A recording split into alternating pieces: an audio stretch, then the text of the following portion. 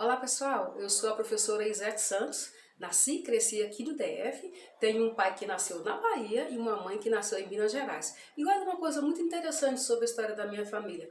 O meu pai veio da Bahia para trabalhar na construção aqui de Brasília.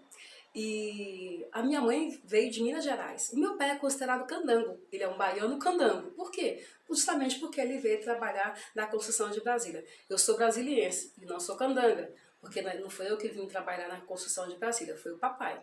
E aí ele conheceu minha mãe, casou com ela e trouxe para cá. Eu sou a quarta irmã de uma família de 7 irmãos. Antes de mim eu tenho 3 irmãos e depois de mim tenho mais 3. Isso faz parte da minha identidade como pessoa, como uma mulher negra. Então, é muito interessante ver vocês discutir essas questões porque eu considero que elas fazem parte do letramento racial que a escola está trabalhando com vocês. A Lei 10.639, de 2003, ela completou 20 anos agora no mês de janeiro. E ela surgiu pelo fato de que os europeus, quando eles decidiram sequestrar a população, os povos das nações africanas, do continente africano, e levar para as Américas e tratá-los como escravizados, eles desconsideraram todos os saberes que o povo negro tinha. Então, eles achavam, na cabeça dessas pessoas, que antes de ter contato com os europeus, pessoas brancas, os negros não tinham nenhum tipo de saber.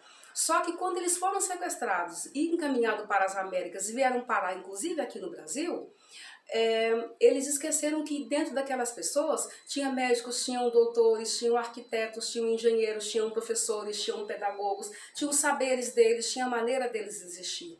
Mas isso não foi considerado, inclusive, na educação, até porque no início da história de civilização do Brasil, os negros não podiam estudar, eles tinham que continuar trabalhando como escravizados.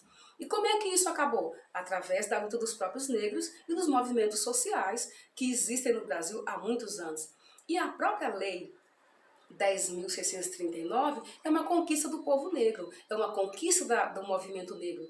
E aquela história que dizia que a princesa Isabel é a heroína da abolição no Brasil, não é verdade. Ela assinou a Lei Áurea em 13 de maio de 1888, porque ela estava no poder e era obrigação dela fazer isso. Mas o Estado, o Brasil, não ofereceu nenhum tipo de reparação para o sofrimento que os negros passaram, não juntou as famílias que eles separaram desde a África, e também os negros não tinham os mesmos direitos que as pessoas brancas tinham, mesmo após o processo de escravização. Então a gente fala que o povo foi escravizado. Não é que o povo era escravo, ninguém era escravo. O povo foi escravizado. E essa é a verdadeira história do povo negro e é essa história que a legislação quer e exige que seja contada na escola. Só que é o seguinte, quando a gente vai falar da Lei 10.639, a gente tem que falar da 11.645 de 2008. Por quê? A 10.639, ela fala sobre a história e cultura do povo negro. E a 11.645, que é de 10 de março de 2008, que agora no próximo dia 10 vai fazer 15 anos, ela juntou e obrigando que as escolas ensinem e trabalhem tanto a história do povo negro africano quanto a história do povo indígena no Brasil, que quando os negros e os europeus chegaram aqui, o povo indígena já existia.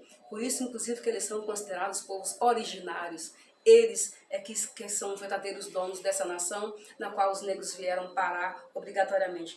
Então, tem algumas coisas que a gente precisa saber, nós precisamos entender a nossa identidade, quem que a gente é, e por isso que eu comecei falando para vocês sobre a minha família, porque essa é a minha identidade, e isso é quem eu sou. Então, tem algumas coisas que a gente precisa fazer. Primeiro, parar de dizer que nós somos todos iguais. Nós somos iguais numa coisa só, nas diferenças. Se vocês forem olhar para os colegas que estão em volta de vocês aí, não tem ninguém, absolutamente ninguém igual ao outro. Então a gente precisa parar de usar essa frase para dizer que somos todos iguais. Somos todos feitos de pó, né? De terra. Mas tirando isso, nós somos seres humanos sim, mas seres humanos diferentes uns dos outros, graças a Deus, né, minha gente? Imagine 2, 3 de nós por aí nessa vida. Então, outra coisa, nós precisamos conhecer a nossa história, ter orgulho dela, aprender a respeitar essas diferenças, que são essas diferenças que fazem o mundo ser o que é.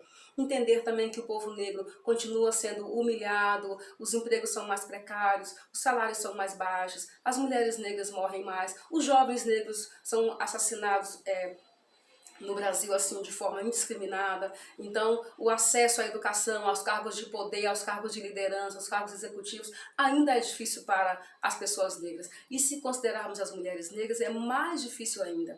Então a gente precisa compreender essas coisas. Aí você me pergunta: professora Izete, o racismo é bom? Não, o racismo é crime e ele deve ser punido. O que a escola faz quando aconteceu um caso de racismo aqui? Para tudo. E vamos aprender a respeitar, vamos compreender a história do outro, vamos compreender as diferenças que nós temos e que isso é perfeitamente humano, isso é perfeitamente natural na sociedade. Aí temos um livreto aqui que eu quero indicar para vocês, que fala sobre o racismo é crime e deve ser denunciado. Ah, mas eu sou menor de idade, eu vou ser punido?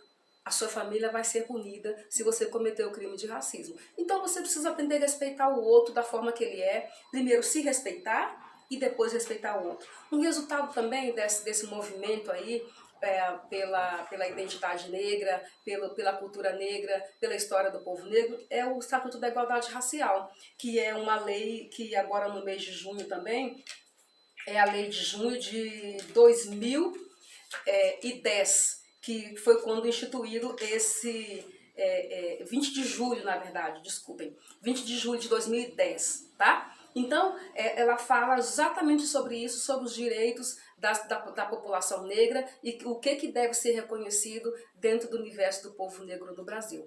Aconselho também vocês incluir aí nos estudos de vocês, tá bom? E outros livros aqui que eu queria indicar para vocês lerem.